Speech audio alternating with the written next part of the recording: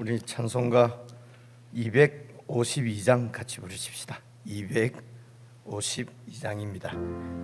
나의 죄를 씻기는 예수의 피밖에 없네. 다시 정케하기도 예수의 피밖에 없네.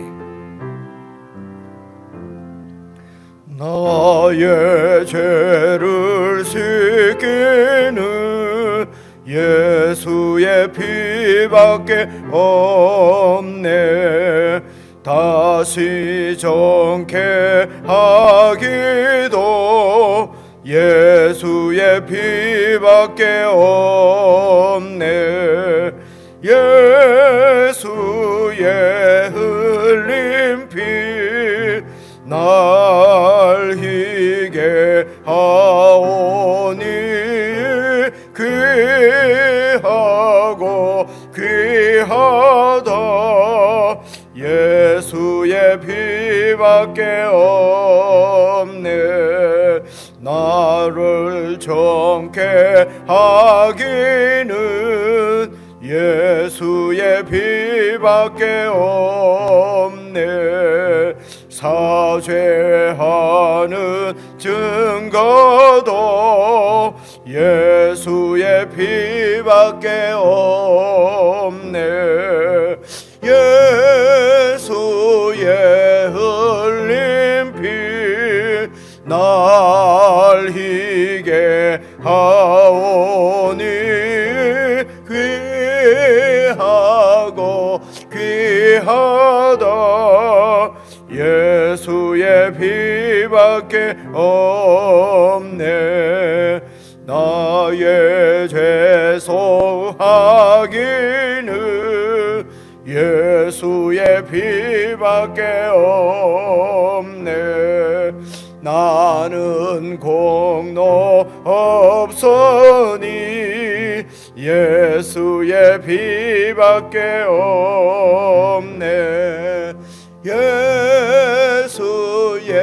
흘린 피 날 희게 하오니 귀하고 귀하다. 예수의 피밖에 없네. 평안함과 소망은 예수의 피밖에 없네.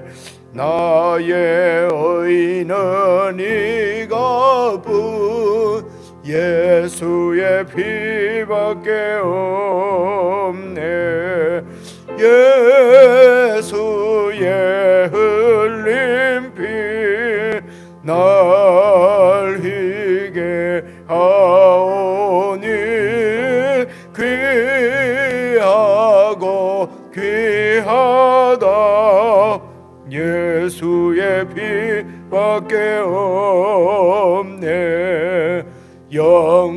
영원토록 내 할망 예수의 피밖에 없네. 나의 찬미 제목은 예수의 피밖에 없네. 예수의 흘린 피 날 희게 하오니 귀하고 귀하다. 예수의 피밖에 없네.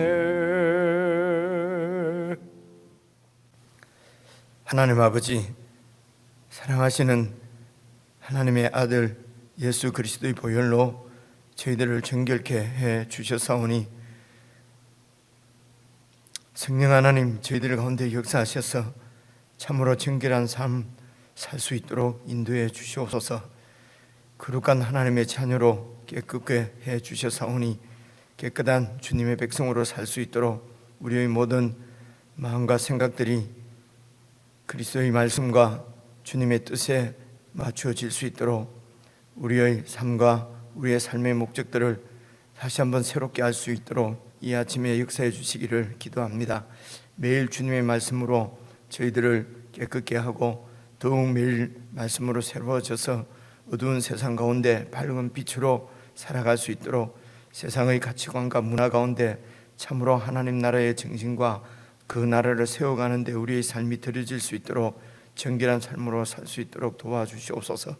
오늘도 저희들에게 주시는 하나님의 말씀이 우리를 더욱 정결케 하며 이 구원을 이루어 가시는 줄 믿고 말씀에 온전히 헌신하는 은혜의 시간이 되도록 인도해 주시기를 바라고 예수 그리스도의 이름으로 기도드리옵나이다. 아멘.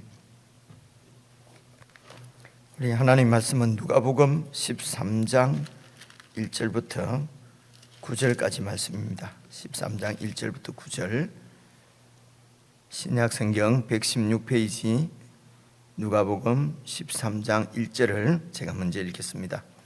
그때 마침 두어 사람이 와서 빌라도가 어떤 갈릴리 사람들의 피를 그들의 제물에 섞은 일로 예수께 아뢰니 대답하여 이르시되 너희는 이 갈릴리 사람들이 이같이 해 받음으로 다른 모든 갈릴리 사람보다 죄가 더 있는 줄 아느냐? 너희에게 이르노니 아니라 너희도 만일 회개하지 아니하면 다 이와 같이 망하리라. 또 실로암에서 망대가 무너져 치여 죽은 18사람이 예루살렘에 거한 다른 모든 사람보다 죄가 더 있는 줄 아느냐? 너희에게 이르노니 아니라 너희도 만일 회개하지 아니하면 다 이와 같이 망하리라. 이에 비유로 말씀하시되 한 사람이 포도원에 무화과 나무를 심은 것이 있더니 와서 그 열매를 구하였으나 얻지 못한지라. 포도원 지기에게 이르되 내가 3년을 와서 이 무화과 나무에서 열매를 구하되 얻지 못하니 찍어 버리라. 어찌 땅만 버리게 하겠느냐? 대답하여 이르되 주인이여 금년에도 그대로 두소서. 내가 두루 파고 거름을 주리니 이후에 만일 열매가 열면 좋거니와. 같이 읽겠습니다. 그렇지 않으면 찍어버리소서 하였다 하시니라. 여러분 그 1절 말씀을 보시면은 그때에 이 말은 이제 앞에 이렇게 주님께서 말씀을 하신 그때에 이렇게 그 문자적으로는 그렇게 볼 수가 있고요.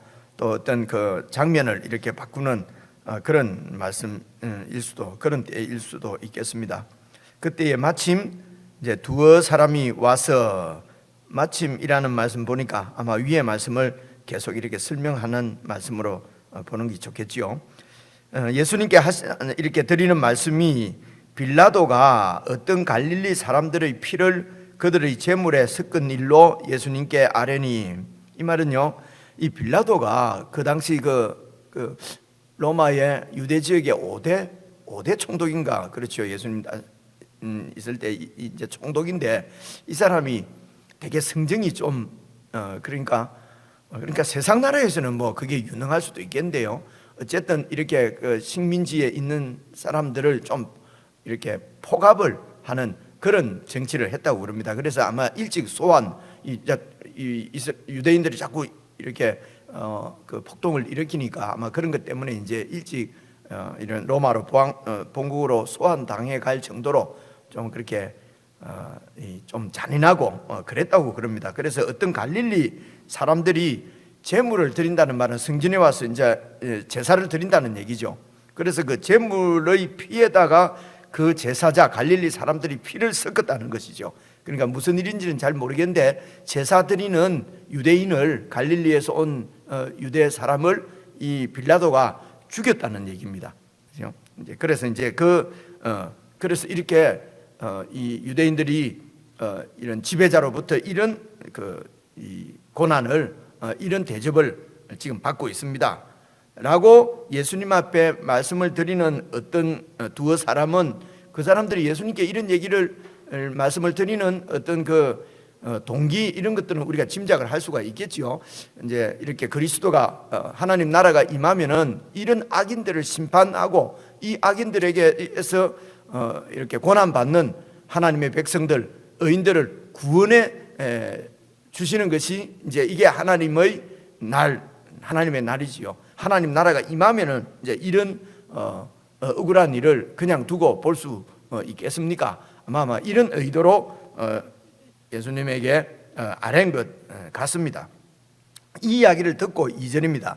예수님께서 대답하여 이르시되 너희는 이 갈릴리 사람들이, 그러니까 이런 억울하게 죽은 이 사람들이 이같이 해를 받았다, 이런 죄가 임한 것이 다른 모든 갈릴리 사람보다도 죄가 더 있어서 그런 해를 그렇게 죽임을 당했는 줄 아느냐. 예수님께서 이렇게 말씀하셨습니다. 그러면서 이어서 너희에게 이르노니 아니라 너희도 만일 회개하지 아니하면 다 이와 같이 망할 것이다.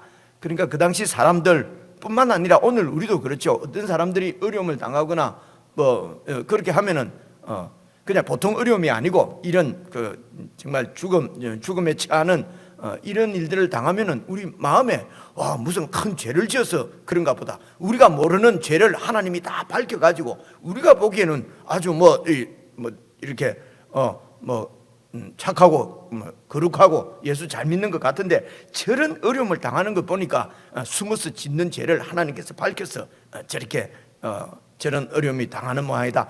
일반적으로 그냥 그렇게 우리에게는 마음이 이렇게 드는 것 같습니다.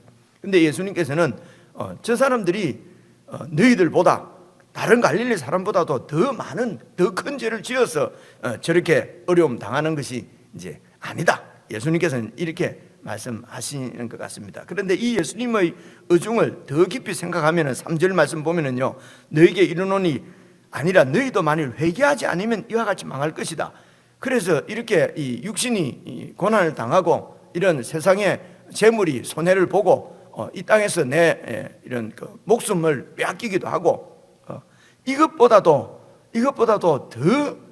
더 심한 이런 망함은, 심한 것은 멸망이죠. 우리 영혼이 멸망하는 것입니다.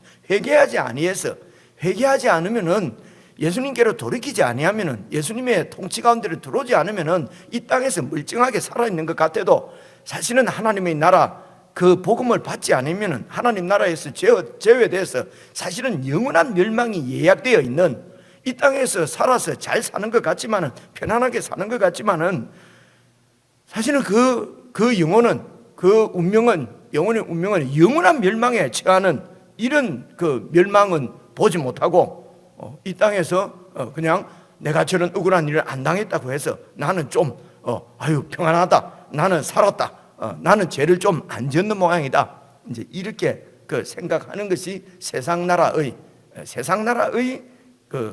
원리고 사고방식이고 세상 나라를 살아가는 사람들의 자세라는 것입니다. 계속해서 예수님은 그 나라의 이제 기초석이 될 제자들, 12제자들을 지금 가르치는 말씀입니다. 하나님 나라가 어떤 것이냐, 어떠한 것이냐 하는 것을 가르치는 것이거든요. 그래서 여러분 어제 말씀도 보면은 49절 같은 경우입니다. 12장 49절 같은 경우도 내가 불을 땅에 던지러 왔다. 불은 심판입니다.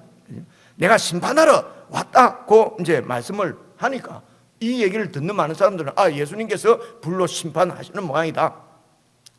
그래서 불은 여러분 심판과 정화, 깨끗하게 이렇게 정결하게 만드는 두 가지 역할이 있다는 얘기는 제가 여러 번 말씀을 드린 것 같습니다. 그래서 이 예수 그리스도를 통해서 보여주시는 임한 이 땅의 하나님 나라, 그 하나님의 나라를 예수님의 사역과 인격과 그분의 존재로서 하나님 나라를 지금 보여주시는 거거든요. 그 많은 바리새인들이나 여러 사람들에게 하나님 나라를 보여줬는데 그 나라를 사탄이 들려서 귀신의 힘으로 그런 일을 한다, 이런 식으로 하나님 나라를 받지 않고 하나님 나라를 거부하는 자들에게는 불이 임하는 그런 심판에 처할 것입니다. 그런데 예수님을 받아들이고 하나님의 그 자녀로 거듭나고 예수 그리스도의 통치 가운데 들어오는 하나님의 백성들은 이 불을 통해서 점점 거룩하게 정결하게 만들어 간다는 것입니다. 그리고 51절에도 내가 세상에 화평을 주러 온 게 아니다. 그러면 예수님께서 불화를 주러 오셨다고 얘기하잖아요. 그러면 이 예수님이 트러블 메이커로 그냥 이 평화로운 세상 가운데 불화를 주러 오신 건 아니잖아요. 그죠? 이 세상의 제국, 그 당시 로마 제국의 평화는 사실은 힘과 재물과 권세로서 이렇게 군림하고, 그리고 그 식민지 백성들을 굴종시켜서 만든 거짓 평화입니다. 세상에서 얘기하는 것은 거짓 평화예요. 오늘 우리가 이런 재난을 당하지 않고 이런 억울한 일을 당하지 않고 그냥 아유 편안하게 잘 살고 있다 하는 것은 그냥 거짓 평화란 말입니다. 예수님께서 이 땅에 오셔서 주시는 평화는 자기를 부인하고, 그렇죠. 그리고 자기가 희생하고, 그래서 이 백성들을 사랑하시는 그 예수 그리스도의 사랑, 하나님의 자비 위에 세워진 평화가, 이게 영원한 평화입니다. 이것이 바로 예수 그리스도의 나라, 하나님 나라의 평화거든요. 그래서 이 하나님 나라가 이 땅에 임한 것을 보면서도 56절 보시면은요, 이 외식하는 자들, 거룩한 척, 하나님 잘 믿는 척 하는 자들이 너희가 천지의 지상 이 땅에 이런 나쁜간을 하면서, 이 땅에 눈앞에 있는 이런 잘 분간을 하면서, 사실은 이 땅에 눈앞의 일도 잘 우리가 알 수 없는데, 그렇죠? 예수님께서 보여주신 하나님 나라는 이 영원한 미래의 영혼은 우리가 전혀 알 수가 없음에도 불구하고 하나님의 아들이 직접 오셔서 우리에게 다 보여주셨는데도 그 옳은 것을 분간하지 못하고 분간 안 하는 거죠. 그 옳은 것을 회개하는 것입니다. 이 옳은 것은 예수 그리스도의 통치 가운데로 들어가는 것입니다. 하나님 나라를 받는 것입니다. 이 옳은 것을 스스로 판단치 않고 계속해서 그 나라를 거부하는 그 시대를 지금 예수님께서 정죄하시는 것입니다. 이 불의 심판을 당신이 십자가에서 당하시고, 그리고 예수 그리스도 통치 가운데 들어오는 자들은 이젠 불의 심판은 면하고 그 불을 가지고 거룩한 자녀로 만들어가는 새로운 시대가 지금 열린 것을 이제 이들이 보지 못하고 자기의 욕망 때문에, 이기적인 욕심 때문에, 세상적인 욕망 때문에 이 하나님의 나라를 보지 못하고 하나님 나라에 들어오지 않는 자는, 그 다음에 나오는 이 재판자를 옥졸에게 가는 것은요, 이렇게 빨리 자기를 고소하는 사람하고 화해를 하지 않으면 감옥에서 못 나온다지 않습니까? 바로 이것은 회개를 빨리 해야 될 것을 빨리 예수 그리스도의 통치 가운데로 들어와서 하나님과 화해를 해야 된다고 하는 그 시급성입니다. 그래서 여기서 하나님과 화해하는 것입니다. 이것이 바로 회개거든요. 이 회개는 예수 그리스도의 왕권을 받아들이는 것입니다. 이 예수 그리스도의 왕권을 받아들이지 않고 하나님 나라에 들어오지 않았을 때에 임하는 영원한 멸망은 이 땅에서 지금 그 빌라도에게 억울한 죽임을 당한 그 사람들의 그 망하는 것하고는 비교할 수 없는 영원한 멸망이라는 것입니다. 여기에서도 예수님께서는 그런 세상에 일어난 그런 일을 지금 아마 이 두 사람은 예수님에게 해결해 주셔야 되지 않겠습니까? 저런 억울한 죽음을 그냥 두고 볼 수가 있겠습니까? 아마 이런 이런 의도로 예수님께 말씀을 드렸겠지요. 그런데 예수님은 그 말씀을 그런 이런 요청에 대해서 응답하지 않고 영원한 멸망 가운데 처해 있는 하나님 나라를 받지 않는 이 세대를 지금 하나님께서는 염려하시고, 그 세대를 바라보면서 눈물 나는 심정으로 회개하지 않으면 너희는 이미 망했고 영원히 멸망할 것이다 하는 얘기를 4절에서 또 하거든요. 보십시오. 실로암에서 망대가 무너져서 치여 죽은 18사람이 예루살렘에 거한 다른 모든 사람보다 죄가 더 있는 줄 아느냐?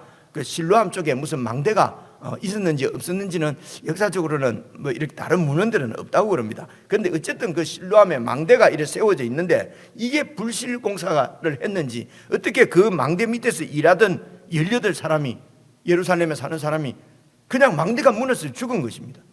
그래서 이 갈릴리 사람들이 죽은 것은 이 세상 나라의 그 악한 독재자, 악한 이런 그 정치자 때문에 억울한 죽음을 당한 것이고요. 지금 이 예루살렘 사람들 실로암 망대가 무너진 것은 이런 불실공사, 이렇게 이윤만 추구하는 이런 세상 이 주인들의 그런 불실공자에 의해서 18사람이 죽은 것이죠. 인재입니다, 이것은. 그죠? 예수님께서 이런 문제를 해결해 주셔야 되지 않겠습니까? 이런 억울한 일이 어디에 있습니까? 이윤만 추구하는 토목 건설 공사 그 사장 때문에 이 억울한 사람들이 죽었습니다. 여러분, 이것은 예수님 당시뿐만 아니라 오늘날도 이렇게 억울한 죽음을 당하는 사람들이 있지 않습니까? 그래서 교회가 나서서 이런 사람들을 구해야 되지 않느냐. 이제 예수님이 계시다면은 이런 억울한 사람들을 그냥 두고 이제 볼 수 있느냐? 이런 얘기가 너무나 정당하게 들리고 너무나 합당하게 들립니다. 이때 예수님께서 말씀하시기를, 그렇게 죽은 사람들이 그런 억울한 일을 당하지 않은 당신들보다도, 너희들보다도 더 죄가 많아서 그런 일을 당했는 줄 아느냐? 5절입니다. 너희에게 이르노니 아니라 너희도 만일 회개하지 아니하면, 이 하나님 나라를 받지 아니하면은, 이 하나님의 왕권으로 들어오지 않고 계속 네가 주인이 돼서 네 이기적인 욕심만 따라서만 산다면은, 너희도 만일 회개하지 아니하면 다 이와 같이 망할 것이다. 그래서 눈앞에 보이는 이런 망하는 일, 이런 일을 가지고 예수님께서는 우리의 영혼을 지금 말씀을 하는 것입니다. 여러분, 그렇다고 해서 예수님께서 이 세상 일에 관심을 안 갖는 것 아닌 줄은 아시겠지요. 무엇이 더 이게 급한 일인가? 그의 나라를 받고 그의 나라를 구하는 것이, 이것이 최고의 급한 일이고, 그 하나님의 나라의 평화가 임해야 이런 억울한 일이 없어진다는 것입니다. 당장 이런 억울한 일을 그냥 이렇게 처리하는 것은, 죄송합니다, 이런 표현을 썼어요, 땜빵이에요. 그냥 거짓 평화란 말입니다. 그냥 눈만 가리고 아웅하고 넘어가지 않습니까? 사람들이 우 들고 일어나면 조금 하는 척 하다가, 여러분, 그것이 이런 근본적인 변화를 일으키지 못한다는 것은 우리가 다 알고 있지 않습니까? 눈에 보이지 않는 예수 그리스도, 그분이 우리와 함께 하시는 실제 그 예수님의 통치를 받으면은 사람이 보나 보지 않으나 정말 이 하나님의 형상대로 지어진 사람을 존귀하게 여기고, 그 사람을 중심으로 해서 무슨 이렇게 함부로 하지 않고, 이런 그 사람의 안전을 제일 중시해서 그렇게 공사도 하고 그렇게 일도 하겠죠. 근데 근본적으로 예수 그리스도의 나라를 받지 않으면은 사람들이 막 이렇게 들고 일어나면 조금 바뀌는 척 했다가 또 이웃만을 추구하는 것이 세상 나라니까요. 그죠? 이런 가치관이 바뀌지 않으면은, 하나님 나라가 임하지 않으면은 진정한 평화는 임하지 않는다는 것입니다. 그럼 우리는 아무것도 안 해야 되느냐? 왜 아무것도 안 해야 돼요? 우리가 이 하나님 나라를 살아내야 된다는 것입니다. 이윤을 적게 보더라도, 내가 손해를 보더라도 그것이 낮아지고 죽고 내가 멸망하는 길이 아니다. 하나님께서 내 모든 필요를 다 채우신다. 무엇을 먹을까 마실까 염려해서, 두려워서 다 그렇게 그런 부당한 일을 하는 것이기 때문에, 우리만이라도, 하나님을 믿는 우리들만이라도 하나님을 절대적으로 믿고 하나님 말씀대로 그런 가치관을 가지고 사는 것이, 이것이 억울한 사람 돕는다고 잠시 그들에게 이렇게 저 사람 도와야 되지 않느냐, 저 사람들을 구해내지 않느냐, 자기는 안 하면서 누구 보고 하라고요?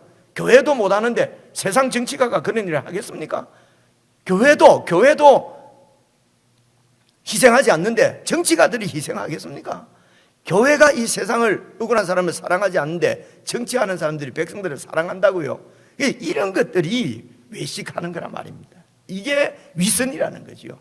그죠? 막 이렇게 항의하고 막 그러면서 나는 의로운 것처럼, 나는 예수 잘 믿는 사람인 것처럼 자신을 포장하는 그런 외식이라고 말씀하시는 것입니다. 예수님께서 오늘 하시는 말씀은 바로 이 하나님 나라의 이러한 본질, 본성을 지금 예수 믿는 제자들에게 얘기하는 것입니다. 세상 정치가에게 얘기하는 것이 아니에요. 그죠? 세상 정치가가 이런 얘기를 왜 듣습니까? 이윤을 추구하는 토목회사가 이런 얘기를 왜 듣습니까? 그죠? 그 사람들 보고 자꾸 정당하게 바뀌라고 하는 것이 위선입니다. 외식입니다. 그런다고 세상이 바뀌지를 않아요. 그렇지 않습니까? 내가 예수 그리스도의 통치를 받는 우리의 모습이, 교회의 모습이 사랑과 희생으로 드러나지 않는 한에는, 이 말씀에 순종하지 않는 한에는, 빨리 회개하지 않는 한에는 이런 그 회개의 열매가 여러분 드러나지 않는 것입니다. 그 회개의 열매가 바로 하나님 나라니까요. 그렇지 않습니까? 그래서 바로 6절에 보시면은요, 이에 비유로 말씀하시되, 이제 이 하나님 나라를 위해서 받기 위해서 회개해야 되는 이 일을 위해서 비유로 말씀하시되, 한 사람이 포도원에 무화과 나무를 심었는데, 그래서 와서 보니까 그 포도가 열려 있지 않은 거예요. 뭐 이런 일이 있는지 없는지 모르겠습니다만 말씀드렸지 않습니까? 비유는 원 개념이 중요하다고요. 그 비유를 통해서 얘기하려고 하는 그 이 화자의 예수님의 무엇을 말씀하시려고 하느냐? 왔는데 포도원에 무화과 나무를 심었는데 무화과 열매가 없어요. 그래서 이제 7절입니다. 포도원 지기에게 이르기를 내가 3년을 와서 봤는데 이 무화과 나무에서 열매를 구하되 얻지 못했으니까 찍어버리라. 열매를 얻을 수 없는 나무는 무슨 소용이 있느냐? 땅만 버린다. 그러니까 8절 그 포도원 지기가 대답하여 이르되 주인이여 금년에만 그대로 좀 두십시오. 내가 두루 파고 거름도 주고 잘 갖고 보겠습니다. 그렇게 했는데도 금년 그렇게 1년 동안 그렇게 했는데도 이후에 만일 열매가 열리면은 좋겠지만은 열매가 열리지 않으면은 찍어버리시소 하였다 하라. 바로 이 회개가 정말 시급한 화급한 일인 것을 어제 말씀 가운데서 지금 그 재판장에게 끌려가고 있는 가는 길에서 화해하라. 그만큼 급하다. 그 가는 재판장에게 그 법원에 가는 길에서 화해하지 않으면은 감옥에 들어간다 이런 얘기거든요. 1년 동안 이제 남은 1년, 이 1년 안에 열매를 맺지 못하면은 이제는 완전히 찢겨버리는 것입니다. 빨리 회개해야 될 것을 말씀하는 것입니다. 예수님께서 오셔서 보여주신 하나님 나라, 그 나라를 빨리 받아 들여야 된다는 것입니다. 그래서 이 비유에서 우리가 이제 이렇게 아마 이 농부는 하나님으로 비유를 했었을 것입니다. 그리고 이제 포도원 지기는 이제 예수님이나 또 예수님 하나님께서 보내신 많은 이런 그 선지자들, 하나님의 종들로 볼 수 있겠지요. 그리고 이 무화과 나무는 이스라엘입니다. 열매를 이스라엘은 하나님께서 택한 하나님 나라 백성이라고 어제도 말씀을 드렸지 않습니까? 수요일 날도 그 얘기입니다. 그런데 이 하나님 나라의 그 열매를 맺지 못하는 것이에요. 하나님의 통치를 받지는 않는 것이죠. 그래서 필요 없다 찍어버리겠다 하니까 예수님께서 내가 또 걸음을 주고 또 한번 잘 가르치고 보여주고 이렇게 한번 해보겠습니다. 그렇게 했는데도 하나님 나라를 열매를 맺지 못하면은 그때 찍어버리십시오 라고 이제 하는 비유지요. 그래서 예수님께서 이 땅에 오셔서 그렇게 그 병자를 고치고 또 이렇게 귀신을 쫓아내고 하는 이런 여러 가지 사역을 통해서 그분의 가르침을 통해서 하나님 나라가 임한 것을 그들에게 완전히 계시로 다 보여주시고 그렇게 하나님 나라를 영광스러운 모습을 보여주셨는데도 그 나라를 받지 않으면 회개하지 않으면 그 열매를 맺지 않으면 찍어버린다는 것입니다. 오늘 우리들은 그 예수님을 통해서 예수님의 그 말씀을 통해서 그 나라를 이미 받은 사람들입니다. 이제 그 나라의 열매는 이제 저희들을 통해서 그분이 찾으실 것입니다. 우리가 어떻게 열매를 막 맺으라고 하면은요, 또 위선의 열매, 외식의 열매 이런 것밖에 맺혀지지 않습니다. 하나님을 온전히 믿을 때 그렇습니다. 여러 가지 우리가 시험을 통해서 예수님이 어떤 분이신지 그분께서 우리를 위해서 어떤 일을 행하시는지를 경험하고 체험하고 그렇게 해서 완전히 내 존재 자체로서 예수 그리스도를 믿을 때에 그때에 이런 그 하나님 나라의 열매가 맺히는 것이죠. 여러분, 내가 애쓰고 노력해서 맺는 것이 아니라는 것은 늘 우리가 들어서 아는 얘기입니다. 그럼 어떻게 하라는 것이냐? 하나님을 믿어야 된다. 우리의 모든 삶에서 가치관, 정신, 방법, 살아가는 방법, 생각하는 것 이런 것이 다 바뀌어야 됩니다. 눈앞에서 그냥 편안하게 내 삶이 편안하거나 우리 자식들 삶이 편안하면은 편안하다 이런 데 속아서는 안 된다는 것입니다. 이렇게 하면은 성공할 것이고 이렇게 살면은 잘 될 것이고 이런 것들은 다 예측하면서 어떻게 우리의 영혼, 내 자녀들의 영혼에 대해서는 눈을 감고 거기에 대해서는 그렇게 관심을 갖지 않느냐 라고 지금 우리에게 말씀하시는 것이 오늘 말씀입니다. 여러분 그냥 이렇게 읽으면 내용조차도 파악이 잘 안 되기 때문에 제가 설명을 좀 많이 드렸습니다. 이렇게 이 말씀에 대해서 이해를 가지고 여러분 다시 1절부터 이렇게 쭉 개인적으로 묵상해 보시기를 바랍니다. 그러면 오늘 예수님께서 옆에 서셔서 무엇을 말씀하시는지 받을 수 있을 것입니다. 이러면 이것을 인격적인 만남이라고 합니다. 예수님께서 보이지 않지만은 옆에 계신 것처럼 나에게 자상하게 말씀해 주시고 교훈해 주시고 또 위로도 해 주시고 격려도 해 주시고 꾸중도 해 주시는 것, 그 예수님의 음성을 듣는 것을 인격적으로 예수님을 만난다, 이렇게 표현하는 것이거든요. 인격적은 여러분 관념적이거나 추상적이거나 그냥 무엇이 왔다가 한 것 같은 이런 얘기를 하는 것이 아닙니다. 예수님께서 지금도 부활하신 예수님이 여러분 곁에서, 제 곁에서, 교회 안에서 말씀을 통해서 우리에게 말씀하시는 그 음성을 들을 수 있는 시간이면 좋겠습니다. 우리 개인적으로 묵상하시겠습니다.